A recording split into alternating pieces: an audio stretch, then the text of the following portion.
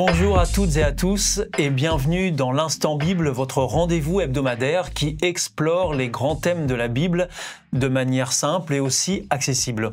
Aujourd'hui, nous abordons un sujet fondamental, la fracture du bonheur. Pour en discuter, j'ai le grand plaisir d'accueillir, comme souvent ici, nos deux invités de marque, le pasteur Philippe Leduc, bonjour. Bonjour.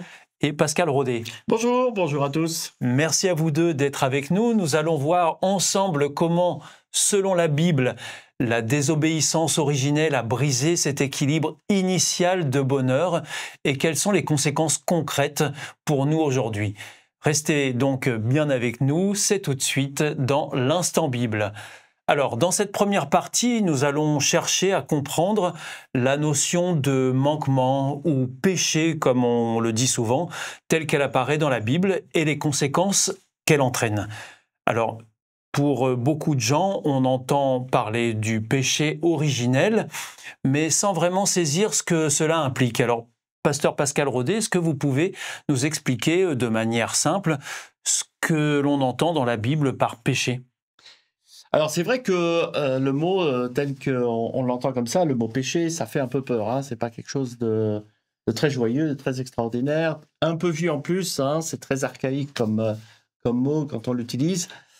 Mais la définition va pas être meilleure, dans le sens où le péché, ça reste quand même... alors on va utiliser le mot la transgression, on va utiliser le mot... non-respect, et dans le domaine de la Bible, c'est non-respect de la loi divine.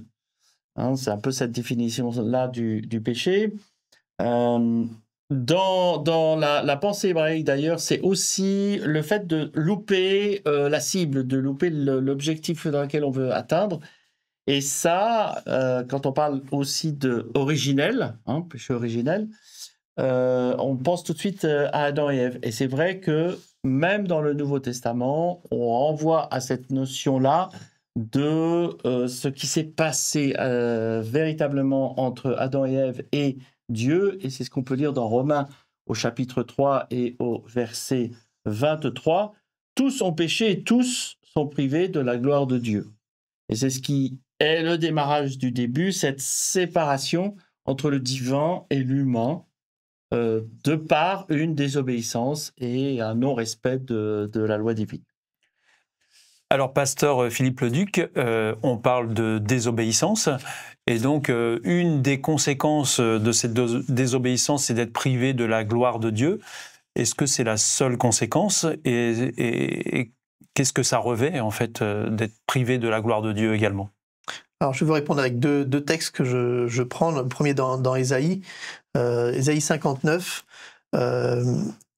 verset 2. En réalité, ce sont vos torts ou vos fautes ou vos péchés, hein, on peut mettre le mot derrière plusieurs synonymes, qui dressent une barrière entre vous et votre Dieu.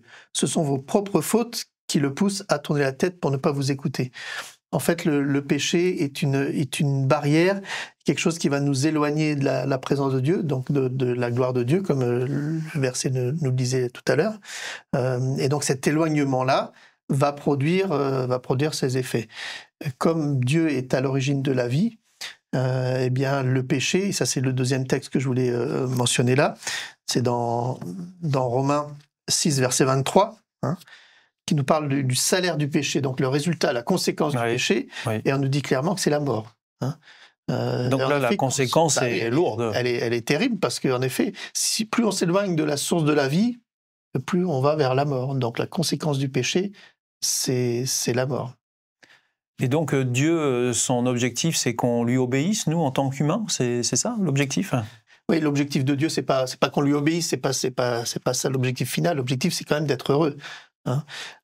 Mais Dieu nous dit, voilà, pour être heureux, voilà, je vous ai fabriqué un petit peu le mode d'emploi, hein, quand on a un nouvel appareil. Et si vous voulez être heureux, voilà mes recommandations. Si vous voulez transgresser, il faut pas s'étonner des conséquences. Ça paraît normal, logique, mais parfois on a du mal à rentrer dans cette logique. Alors, pasteur Pascal Rodet, pour bien comprendre les répercussions que ce péché originel a eu dans la vie de tous les jours à l'époque de la Bible. Est-ce que vous pouvez nous dire comment notamment ça s'est passé pour Adam et Ève ou dans d'autres contextes historiques bibliques? Pour Adam et Ève, ça s'est passé assez brutalement. Il faut quand même le dire, puisque alors brutalement, non pas physique d'ailleurs. Hein, il n'y a pas eu quelque chose où, comme on pourrait le penser encore aujourd'hui, ça y est, ils ont fait une faute, ils n'ont pas respecté la loi de Dieu, paf, deux claques, la fessée et hop là. Pas rien du tout de ce domaine-là. La conséquence première a été se cacher de la faute qu'ils ont commise, de l'erreur qu'ils ont faite, du non-respect de ce mode d'emploi, qui fait qu'à un moment donné, c'est Dieu qui les cherche. Donc il y a cette coupure de relationnel entre Dieu et Adam et Ève, parce qu'ils sentent qu'il y a quelque chose qui ne va pas, leur relation a été brisée, leur relation a été fracturée, et c'est Dieu qui doit se déplacer, c'est lui qui doit se... Où es-tu? C'est la question que Dieu pose à Adam et Ève dans la Bible. Pourquoi te caches-tu? C'est la question qu'il pose. C'est lui qui va vers eux, alors que c'est cette relation-là. Et je trouve dans notre société la même difficulté première de ce non-respect du mode d'emploi. C'est toujours dans la notion de tension, dans les conflits, dans l'orgueil, où il y a cette séparation de discussion, d'échange, de partage, de dire « oui, là j'ai fait une erreur, parlons-en ». Et c'est bien ce premier élément-là du poids de ce manque de relation et de ce manque d'emploi, mode d'emploi que Philippe parlait. C'est l'Instant Bible, nous sommes avec les pasteurs Philippe Leduc et Pascal Rodet. Et maintenant que nous avons posé les bases bibliques et le contexte, allons plus loin. Comment relier cette notion de péché et la fracture du bonheur à notre quotidien, histoire de rendre la discussion concrète pour chacun de nous? Alors, dans la vie de tous les jours, on ressent parfois une forme de mal-être, de culpabilité ou aussi de souffrance sans comprendre vraiment pourquoi. Comment est-ce que le concept de péché, tel qu'on l'entend dans la Bible, peut-il expliquer cette réalité pour beaucoup d'entre nous, pasteur Philippe Leduc? Alors, c'est un peu quand vous marchez dans le sable. On dit que c'est plus compliqué de marcher dans le sable parce que vous avez l'impression qu'à chaque pas que vous faites, le sable vous aspire un petit peu et voilà, essayez de courir un petit peu dans le sable, vous verrez que c'est très compliqué, encore plus monter une dune ou chose comme ça, voilà. Et cette image de un petit peu quand on est englué dans quelque chose, on veut faire quelque chose mais on n'y arrive pas, c'est juste, hein, et c'est Paul qui écrit cela, donc je prends ça dans l'Épître aux Romains, chapitre 7. Il dit « Je fais précisément, verset 16, ce que je ne veux pas ». Et il a l'impression que c'est pas lui qui habite, qui a les rênes, mais qu'il est pris par quelque chose d'autre. Et donc le constat qu'il fait, « Je sais que le bien n'habite pas en moi, j'ai le désir de faire le bien, mais en fait, je sens que je n'y arrive pas, je n'ai pas cette capacité. Je suis englué dans quelque chose. J'essaye d'avancer, un peu comme on fait des cauchemars, on essaie d'aller prendre le train, on n'y arrive pas parce qu'à chaque fois, on a l'impression que chaque pas dure une éternité, quoi, hein. Et donc concrètement, dans la vie de tous les jours, c'est ça, quand on n'arrive pas à faire quelque chose de bien, on sait que c'est bien, mais on n'y arrive pas parce qu'on a l'impression qu'il y a une force qui s'oppose à cela, ce qu'on appelle le mal. Alors, pasteur Pascal Rodet, est-ce que vous pouvez nous dire comment est-ce qu'on peut aider quelqu'un, un ami par exemple, qui souffrirait des conséquences de ses erreurs, qui se sentirait indigne, comment est-ce qu'on peut l'aider? Il y a plusieurs façons. Il y a d'abord de l'écouter. Je pense que c'est important d'écouter un peu la souffrance dans laquelle les personnes sont. L'écoute a d'ailleurs été le centre même de la vie de Jésus dans son ministère ici sur terre. Quand on lit les évangiles, on voit un Jésus qui est là pour écouter, pour recevoir les remarques, que ce soit l'exemple de Nicodème, de la femme samaritaine. Enfin voilà, on a plusieurs exemples très, très positifs dans cette écoute. Et puis je crois aussi l'importance de se dire que l'acte qui a été fait, c'est du passé. Il ne s'agit pas de dire c'est rien, c'est pas grave, bah, on va passer à autre chose. Non, c'est pas ça. C'est pas passer de revers de la main quelque chose. Mais bien de se dire, OK, comment je peux réparer, si je peux réparer, mais ça n'enlève pas en moi la qualité même de l'être humain que je suis. Ça, je pense que c'est important, parce que souvent, les personnes qui ont fait ont fait des erreurs ou qui ont eu une relation très difficile avec quelqu'un, ils ont une mauvaise estime de soi. Or, là, Dieu rappelle, tout homme peut avancer ou vivre quelque chose d'autre ou une expérience nouvelle. C'est même d'ailleurs très tôt dans l'Ancien Testament où il y a un passage que je trouve exceptionnellement fort dans ce genre de choses qu'on trouve dans Ézéchiel au chapitre 36 où Dieu, déjà dans l'Ancien Testament, parle justement de ce renouvellement de la personne, non pas de l'accuser ou de l'accabler, non, bien au contraire, chapitre 36 au verset 26, où on peut lire « Je vous donnerai un cœur nouveau, je mettrai en vous un esprit nouveau, j'enlèverai votre cœur de pierre et je vous donnerai un cœur de chair. » Je trouve cela très intéressant, vraiment fort de la part de Dieu en disant « Mais votre cœur, votre esprit, ça peut changer. Vous avez du potentiel, vous avez la qualité et je suis prêt à faire ce changement-là. » Je pense que c'est ça aussi très important de croire et c'est une expérience particulière à faire avec Dieu.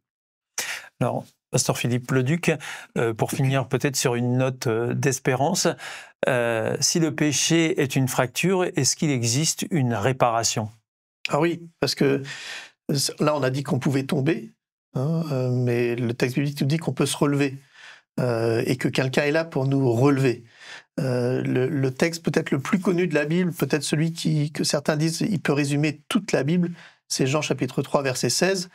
Car Dieu a tant aimé le monde qu'il a donné son Fils unique, pour que quiconque croit en lui ne périsse point, mais qu'il ait la vie éternelle. C'est-à-dire que quiconque a la possibilité d'accéder à ce sauvetage de Dieu qui fait que quelqu'un qui est tombé peut être relevé. Et que le péché n'aura pas le dernier mot au final. Donc ça, c'est l'espérance de tout croyant qui fait qu'il n'est pas seul à se débattre, comme je disais tout à l'heure. On n'est pas seul à être englué là-dedans. D'abord, on est tous concernés. Ensuite, Dieu a fait tout ce qu'il fallait pour pouvoir nous sortir de cela. C'est par la foi qu'on croit que Dieu a fait cela par l'intermédiaire de Jésus. C'est pour vous la manière concrète de retrouver le bonheur perdu? Oui, c'est ce qui fait qu'on garde la foi, on garde l'espérance et qu'on arrive à traverser les épreuves. Les épreuves ne nous anéantissent pas. On arrive à les traverser parce que on sait que derrière l'épreuve, il y a Dieu qui est présent. Et je pense que, pour reprendre un peu l'image que Philippe donnait tout à l'heure avec le mode d'emploi, c'est ce que l'on fait avec certains ustensiles qu'on a usés, utilisés, etc. On dit, tiens, mince, il y a quelque chose qui ne va pas, je reprends le mode d'emploi. Le mode d'emploi, voilà, Dieu me l'a laissé et il me dit, lis-le, regarde-le et tu vas pouvoir repartir. Donc la Bible est un mode d'emploi. Ça fait partie de cette relation que Philippe... Le risque, c'est d'oublier. C'est ça, mais c'est ça. C'est pour ça qu'il faut y revenir régulièrement. Voilà, rappelle-toi de ce que je t'ai dit.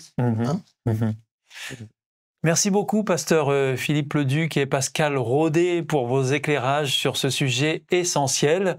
Nous avons vu comment la fracture du bonheur provoquée par le péché a des conséquences douloureuses, souffrance, culpabilité et mal-être. Mais nous avons également entrevu une lueur d'espoir. La Bible propose un chemin de réconciliation et de guérison, celui de la foi et du pardon. En somme, il est possible de retrouver ce bonheur perdu en se tournant vers Dieu, en reconnaissant ses fautes et en acceptant l'aide qu'il propose. C'est sans doute la morale de cette histoire. Même lorsque tout semble brisé, il existe encore une voie de restauration. Et si vous souhaitez découvrir par vous-même ces passages dont nous parlons et bien d'autres encore, nous avons le plaisir de vous offrir une Bible gratuitement grâce à notre partenaire Hope Bible. Il vous suffit de nous la demander à l'adresse qui sera indiquée tout de suite après. N'hésitez pas à vous lancer. Merci de nous avoir suivis. C'était l'Instant Bible. Nous vous donnons rendez-vous très vite pour le prochain thème sur la restauration du bonheur authentique. Messieurs, merci. Au revoir. Merci, au revoir.